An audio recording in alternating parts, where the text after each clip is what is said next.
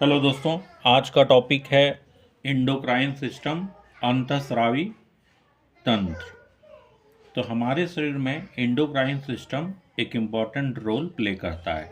ये 3 टाइप्स का होता है: एक्सोक्राइन ग्लैंड्स, इंडोक्राइन ग्लैंड्स और मिक्स्ड ग्लैंड्स।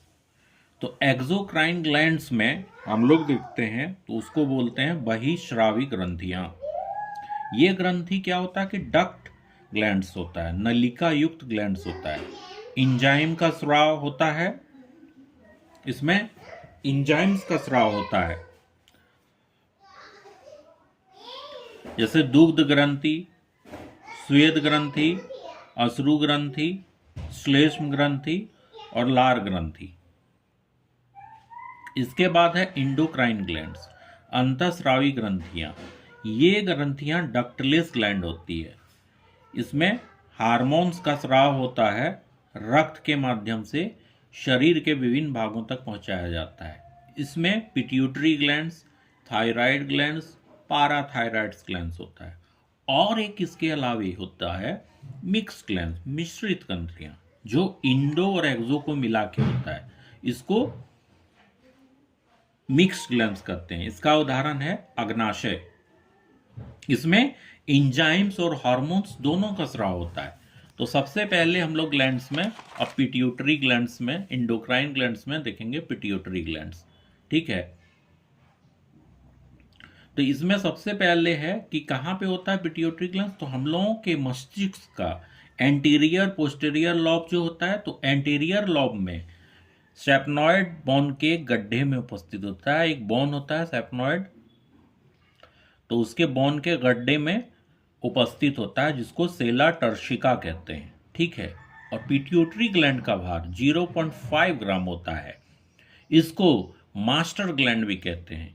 इसमें उत्पन्न होने वाले हार्मोन्स विभिन्न तरह के होते हैं। जैसे पहला हार्मोन है एसटीएच, सोमाटोट्रॉफिक हार्मोन्स, और इसको ह्यूमन ग्रोथ हार्मोन्स भी कहा जाता है।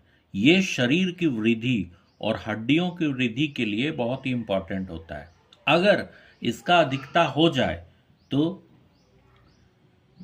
जिजेंटिज्म और एक्रोमेगाली होता है। जैसे शरीर का आकार जो है अनावश्यक रूप से बहुत ही ज़्यादा बढ़ जाता है, 6-7 फीट 8 फीट जैसे होता है ना, हाथ लंबे लंबे, पैर लंबे लंबे, मुंह कान बड़े बड़े, तो ये बीमारी होता है। लेकिन इसका अगर कमी भी हो जाए तो ड्रॉफिज्म, बोनापन हो जाता है शरीर का। अगला इसी में हार्मोन है टीएसएच, थायराइड स्टिमुलेटिंग हार्मोन्स। ये क्या होता है कि थायराइड ग्रंथि को, जो हमारे गले के बीच होता है, हार्मोन स्रावित करने के लिए प्रेरित करता है, स्टिमुलेट करता है कि भाई तुम जाओ हार्मोन स्रावित करो। उसके बाद है एसीटीएच, एडिनो कॉटरी कॉट्रोफिक हार्मोन्स। ठीक है, तो ये क्या होता है कि एड्रिनल कॉर्टेक्स के स्राव को नियंत्रित करता है। इसके बाद है गोनाडोट्रोफिक हार्मोन्स। ये 2 तरह का होता है, एफएसएच और एलएच। एफएसएच को फॉलिकल स्टिमुलेटिंग हार्मोन्स कहते हैं और एलएच को ल्यूटिनाइजिंग हार्मोन्स कहते हैं। एफएसएच में क्या होता है कि नर में शुक्राणु जनन में सहायता करता है और मादा में अंडाशय में फॉलिकल की वृद्धि करता है। इसके बाद है ल्यूटिनाइजिंग हार्मोन। ये नर में क्या करता है, टेस्टोस्टेरोन का स्राव करवाता है, अब मादा में एस्ट्रोजन का स्राव करवाता है। इसके बाद अगला हार्मोन है लैक्टोजेनिक हार्मोन्स। नाम से ही लग रहा है कि दूध से रिलेटेड है, तो शिशु के लिए स्तनों में दूध स्राव उत्पन्न करता है।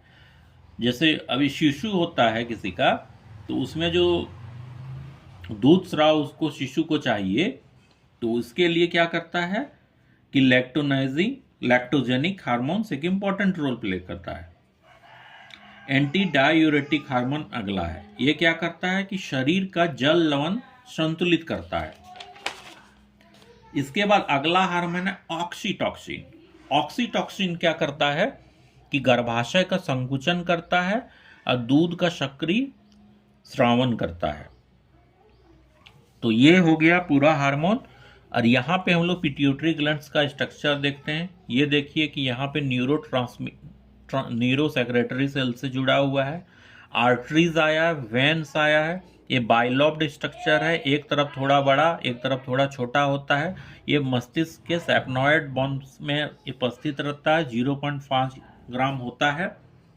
इसमें विभिन्न सारे ग्लैंड्स जुड़े हुए रहते हैं जो यहाँ पे अपना फंक्शन करके न्यूरो सेक्रेटरी सेल्स के द्वारा ट्रांसफर करते हैं। उसके बाद आर्टरी वेन भी इसमें बहुत सारे मदद प्रोवाइड करते हैं। तो ये था पिट्यूटरी ग्लैंड्स और उसके हार्मोन्स। थैंक्स।